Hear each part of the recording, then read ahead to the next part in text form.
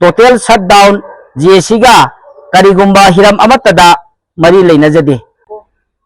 aigi ming Sinamajit Kumar GSC gi co-convener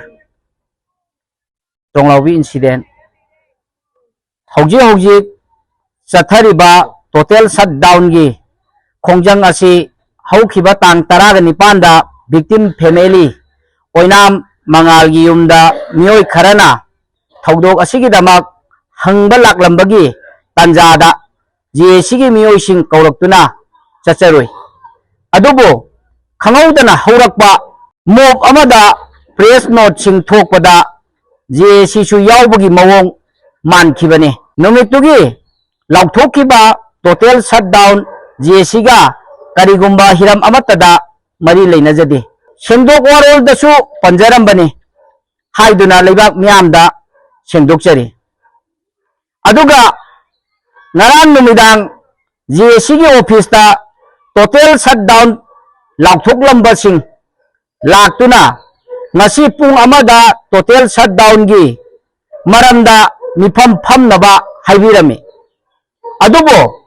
haujik pung 3:30 fawba ngaijabada lakpidare maramaduna makhoiga amok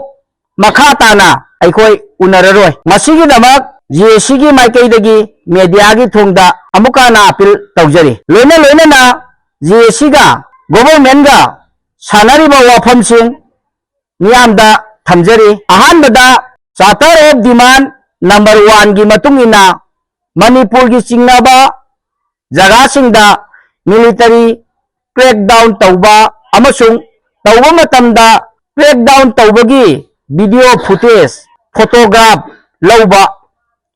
military crackdown asi tha ani gi manungda mapung phana tawba ani subada Manipur gi khungam singa naknena leiba central forcing chingmayada hongdok hankiba mathau tawhanba amadi central force na leiramba tampaki khungam sing state force na anba masi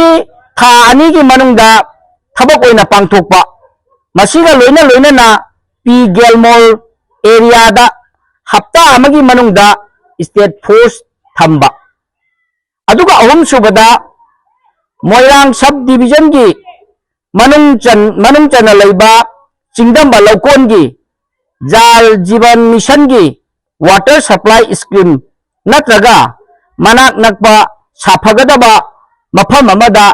central forcing thamba mari subada thaudok asiga mari leinana siriba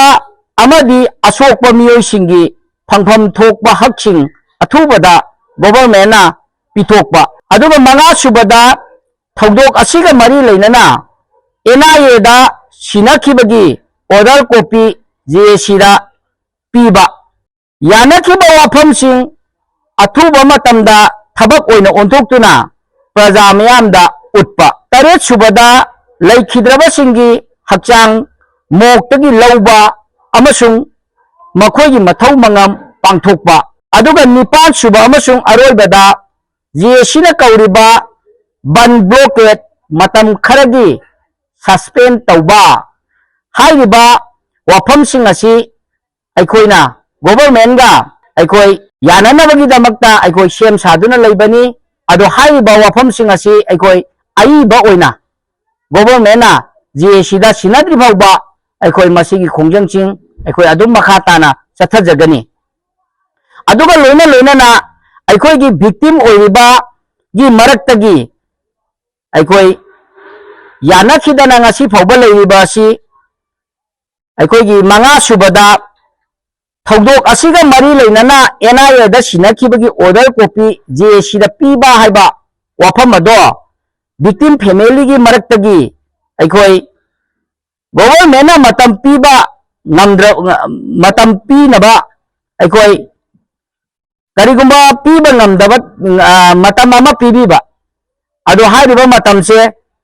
pina pidabagi aikoi family duna aikoi hairiba wafam sing asida aikoi yanadabagi phibam adu aikoi leibani loina na aikoi gi victim family na government gi side ta akaknaba matam mama chapchana pidri phawba ꯑꯩꯈꯣꯏ ꯍꯥꯏꯔꯤꯕ ꯑꯁꯤꯕ ꯍꯛꯆꯥꯡꯁꯤꯡ ꯑꯁꯤ ꯂꯧꯔꯣꯏ ꯍꯥꯏꯕ ꯋꯥꯐꯝꯗ ꯈꯔ ꯑꯩꯈꯣꯏ ꯌꯥꯅꯗꯕ ꯐꯤꯕꯝ ꯂꯩꯕ ꯑꯗꯨꯅ ꯉꯁꯤꯒꯤ ꯑꯩꯈꯣꯏꯒꯤ ꯒꯣꯚꯔꯟꯃꯦꯟꯠ ꯑꯃꯗꯤ ꯖꯦꯑꯦꯁꯤꯒ ꯌꯥꯅꯔꯤꯕ ꯋꯥꯐꯝꯁꯤꯡ ꯑꯁꯤꯗ ꯑꯩꯈꯣꯏ ꯄꯨꯔꯥ ꯑꯣꯏꯅ ꯐꯥꯏꯅꯦꯜ ꯑꯣꯏꯗꯕꯒꯤ ꯑꯩꯈꯣꯏ ꯃꯑꯣꯡ ꯑꯗꯨ ꯑꯩꯈꯣꯏ ꯂꯩꯔꯒ ꯂꯥꯛꯄꯅꯤ ꯍꯥꯏꯅ ꯂꯩꯕꯥꯛ ꯃꯤꯌꯥꯝꯒꯤ ꯃꯐꯝꯗ ꯖꯦꯑꯦꯁꯤꯒꯤ ꯁꯥꯏꯠꯇꯒꯤ ꯃꯦꯗꯤꯌꯥꯒꯤ ꯃꯇꯦꯡ ꯂꯧꯖꯔꯒ ꯁꯦꯡꯗꯣꯛꯆꯔꯤ